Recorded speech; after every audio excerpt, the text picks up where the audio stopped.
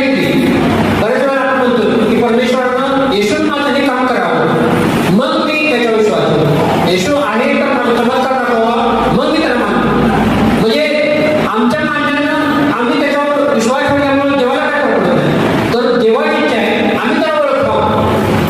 तो अल्फा आणि ओमेगा आहे, तो आदी आणि अंत आहे. देव म्हणतो प्रकटीकरणाच्या पुस्तकामध्ये 1:18 की मी मेलो होतो तर मी जिवंत आहे आणि मरणाच्या आणि अधोलोकाच्या किल्ल्या माझ्याजवळ आहे.